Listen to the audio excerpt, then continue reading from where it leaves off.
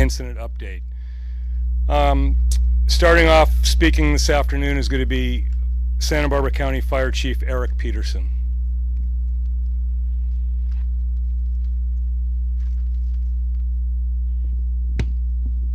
Good afternoon, everybody.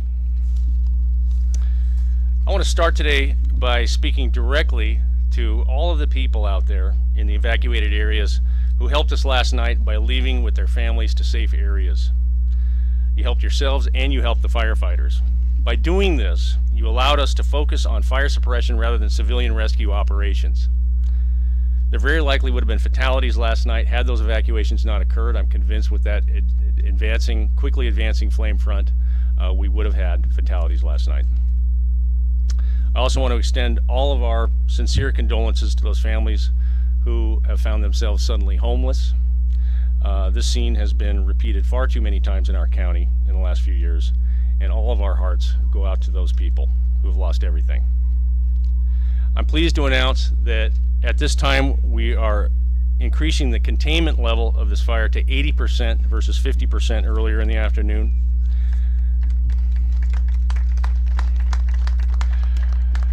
We have no cause determination at this time, but we have an active investigation that is ongoing. Multiple investigators up there at the origin trying to determine the cause of this.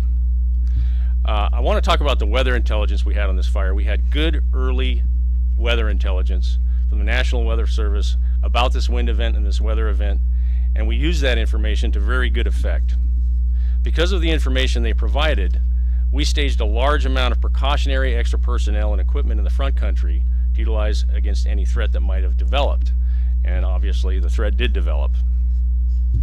In particular, we had a strike team of engines from the Office of Emergency Services pre-staged in Goleta that played a critical role at a critical time last night when that fire hit. All South Coast fire departments were fully staffed, as well as all fire departments in the county, and all of the South Coast fire departments were fully utilized last night. Because of recent events, we have what is very likely the most experienced and battle-hardened local area incident management team in the country, utilizing some of the very best wildland urban interface firefighters ever produced anywhere. This team is comprised of members from all firefighting agencies in the county, the Sheriff's Department, and I'm convinced that the expertise that has been developed in that team and among our firefighters is one of the reasons we were able to make such good progress on this fire so quickly. As always, our CAL FIRE partners have made an enormous contribution towards getting us to where we are now with this fire, as have our friends in the United States Forest Service, several of which are with us here today. I want to take a moment to thank Senator Hannah-Beth Jackson and Assembly Member Monique Lamone, who are with us here today, for lobbying Governor Brown to include monies in his supplemental budget for the pre-positioning of critical fire equipment in front of predicted weather events like the one we had last night. Those resources, those resources, under the direction of Office of Emergency Services Director Gary LaDucci, had a very positive impact on this incident and provides us a nice example of government doing the right thing. Our local elected officials represented here, many of them are here with us today, have been extremely supportive of the firefighters and all of the agencies involved in this fire, and we are extremely appreciative of that, so thank you. So overall, our indicators are good right now, but we need to be alert and aware that there is still plenty of threat out there. We have a long summer ahead of us, everybody. The Santa Barbara County Sheriff's Department has again done great work on the evacuation side of this fire, and we're going to have Bill Brown here to speak to that. But before that happens, I want to introduce Division Chief Matt Ferris, who's also the Operations Chief on this incident, who can give us a current situation status. Thank you.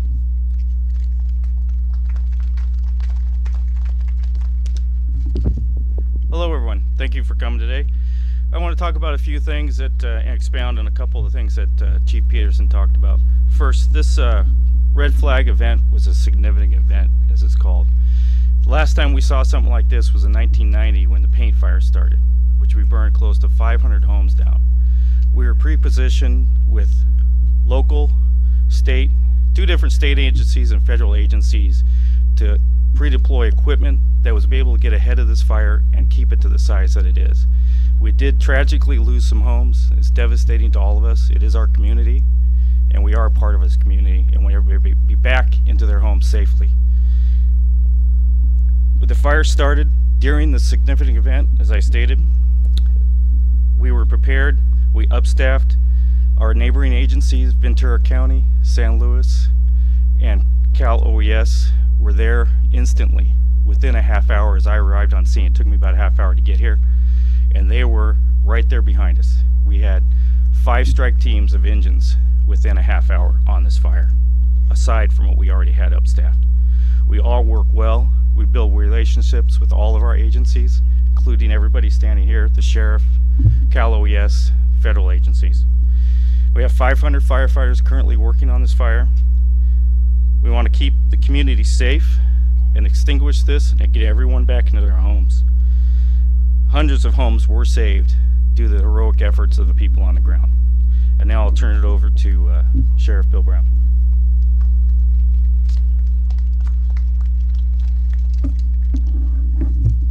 Well, thank you and good afternoon, everyone. Last night, approximately 2,500 people were evacuated in the Goleta area due to the holiday fire.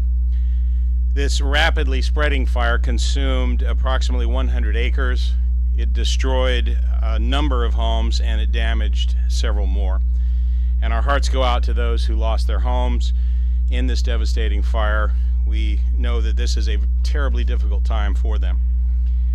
But I'm very pleased to say that there were no fatalities, there were no serious injuries as a result of this fire, and we have had no reports of any missing persons.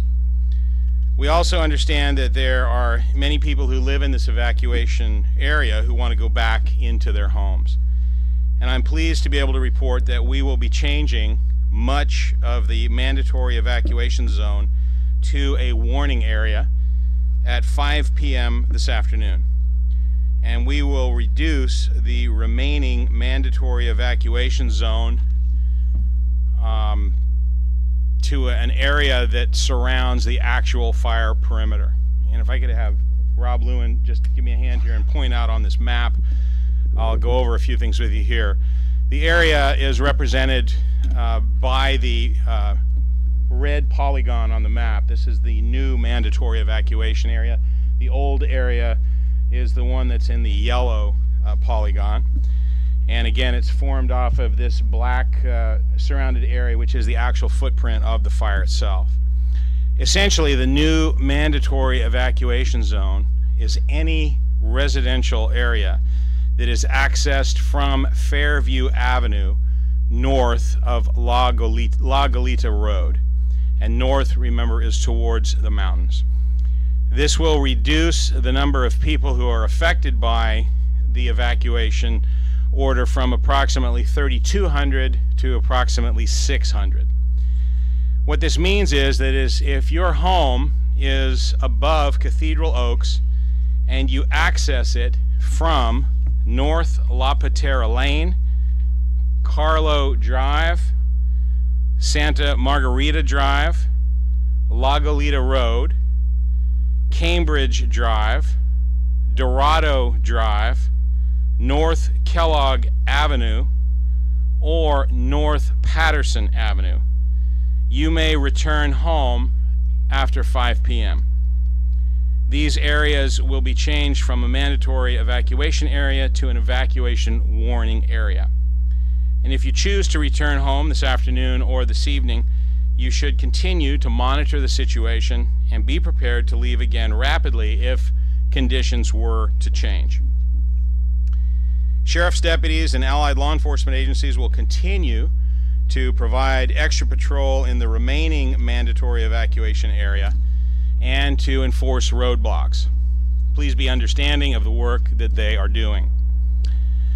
I want to extend a thank you to everyone who was a part of getting people out of harm's way last night. It was indeed a true team effort on the part of the members of the fire service who did such an outstanding job aggressively fighting this fire, and on the part of our own Santa Barbara County Sheriff's deputies and search and rescue team members who were aided by our colleagues from the Santa Barbara Police Department, the Ventura Police Department, the Ventura County Sheriff's Office, and the California Highway Patrol. I also want to thank the members of the Sheriff Fire Air Support Unit, the air crew members who conducted 17 night water drops last night on this fire. And I want to thank our dispatchers for the awesome job that they did last night handling a large volume of fire-related 911 calls, in addition to their other work making sure that people with other emergencies got the help that they needed.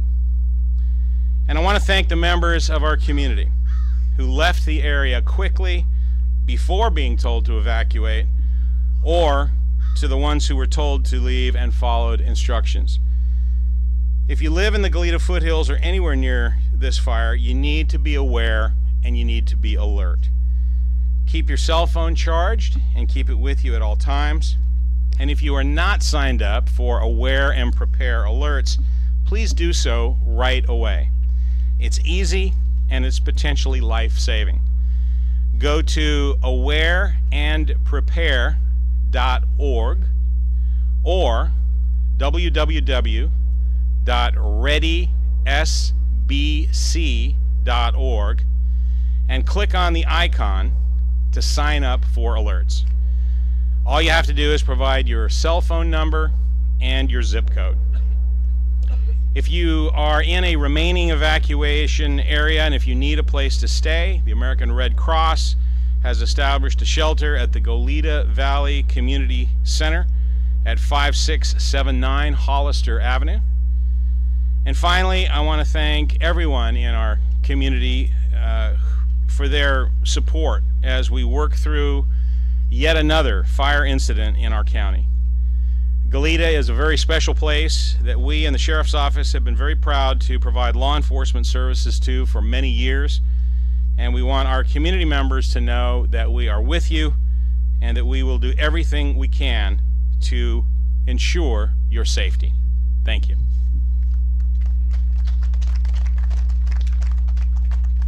Thank you, Sheriff. I'd like to introduce EMS Agency Director Nick Clay. Good afternoon. I'm speaking today on behalf of the Public Health Department. Our department continues to monitor the air quality in the area, which at this time is moderate to good. Residents living near the holiday fire area who are sensitive to smoke should refrain from outdoor activities. All other residents should take precautions to protect their health should they see or smell smoke in the holiday fire area. We ask that you continue to check the Air Pollution Control District's website for additional details. With regards to animal shelters, we remain open and are currently caring for over 160 animals. Large animals can still be taken to the Earl Warren Showgrounds. Dogs, cats, and small animals can be taken to the Santa Barbara Animal Shelter on the Overpass Road. Thank you. Thank you. I'd like to introduce Santa Barbara County 2nd District Supervisor Janet Wolf.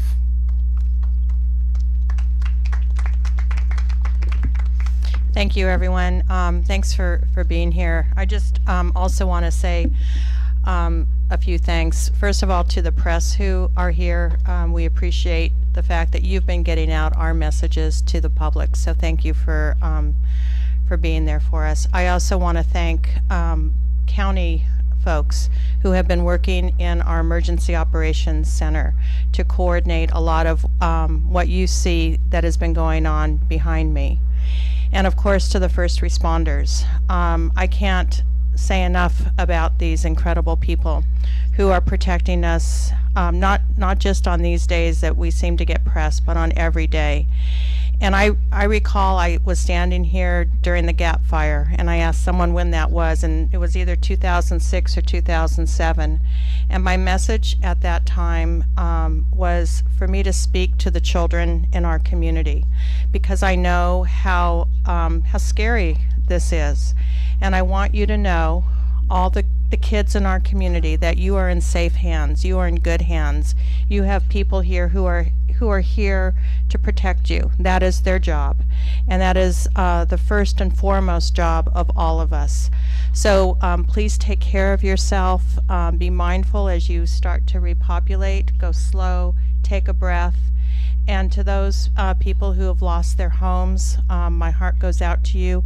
The Painted Cave Fire was mentioned. My family lost our house in the Painted Cave Fire, and sometimes it feels like things are just are a bit overwhelming. But I want you to know that you have a community here that stands behind you, and specifically the County of Santa Barbara is here to stand behind you to get your lives back on track. So thank you to everyone. Thank you.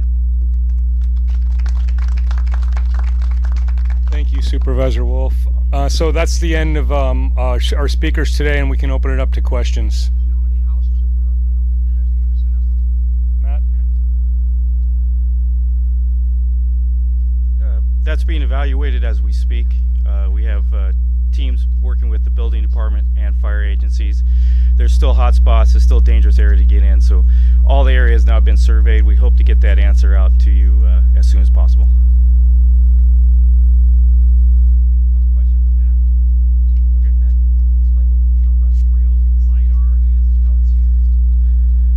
Terrestrial LiDAR in regards to the way the it's burned off and it holds on to the soil, and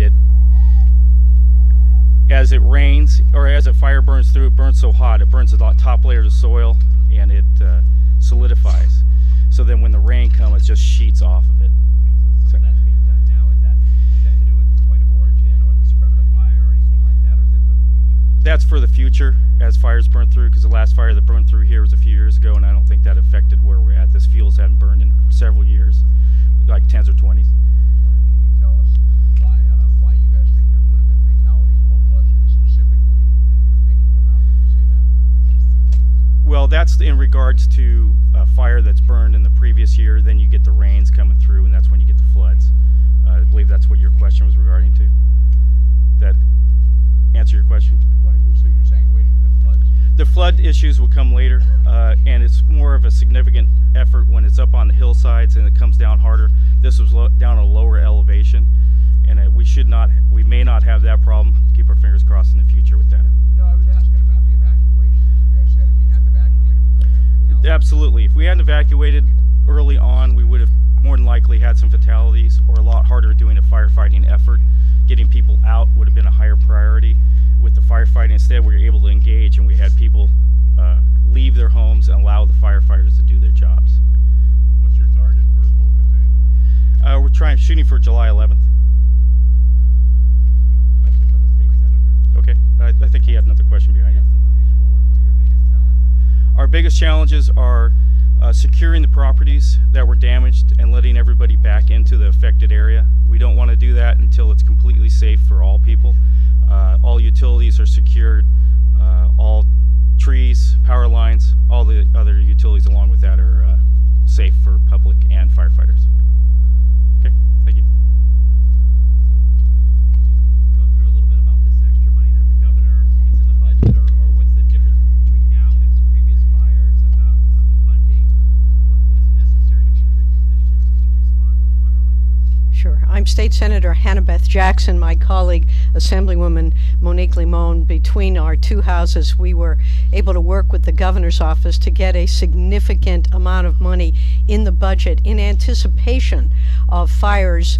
We know that we're in a 12-month-a-year fire season, so we needed additional money so that we could contract with firefighting agencies for equipment to do it on a year-round basis, and also the ability to position.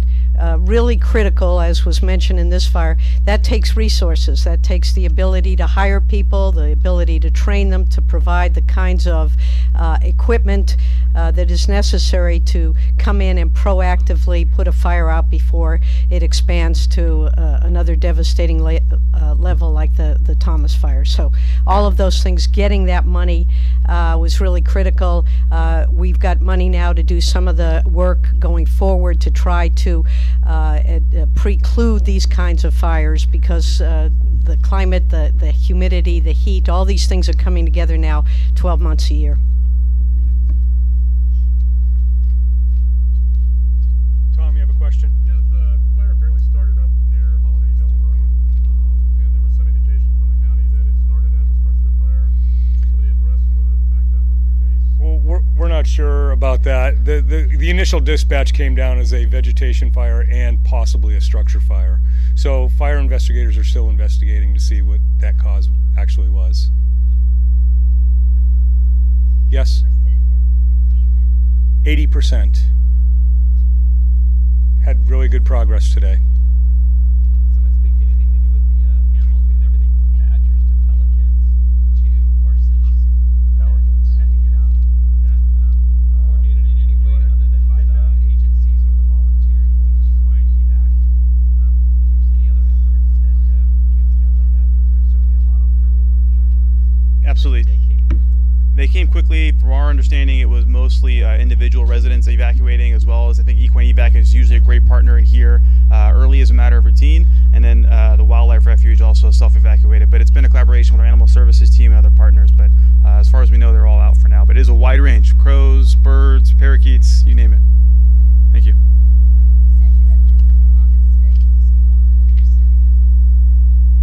I'm going to let Matt talk about that. The question was how we contributed to significant progress today. A lot of it was due to the weather, although it is still hot. The winds died down considerably. The red flag warning was canceled at 10 o'clock this morning instead of the 1800 that was originally predicted. And that helped us, allowed us to get in there, extinguish the hot spots, put line around the fire. And last night, a lot of good work was done, a lot of good people that came in from out of county. And that allowed us to get a good foothold and do a lot of good work today.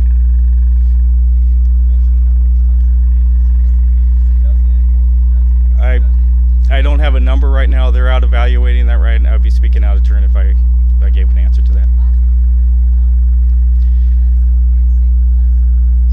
They're still evaluating it. It was just a pure guess last night, and we would rather speak to having real facts.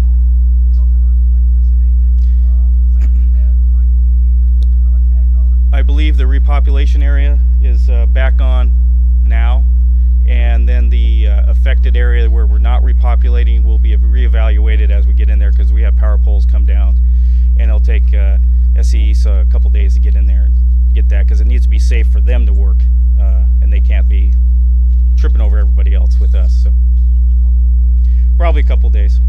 Did Edison ever cut the power, or is that still? Yes, we requested that just because we had multiple lines coming down as effect of the fire. The power poles would burn and lines would drop on the ground, and we have to drive over and move them out of the way, and we can't do that until we know they're de-energized. Did that have any effect on anything to do with water supplies, water pumps? No, that did not affect us. I'd like to speak to one other thing. As the Senator stated, the prepositioning from Cal OES, this was the first time that money had been employed. LA County and us shared with Ventura County, both a strike team, and it took about a week of planning to get that in place and have those strike teams here at the precise time that they were needed. Even the LA County strike team came up and joined in with us. Along with that, CAL FIRE, we were able to preposition other units that were on the fire instantly, and that was a significant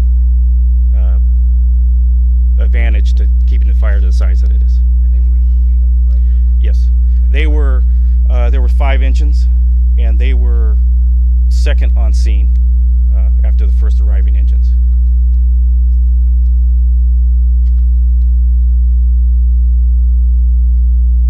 Any more questions? We'll wrap it up. Okay, thank you for coming today, and we don't have any future press conferences scheduled, but we will keep you posted if we change that. Thank you.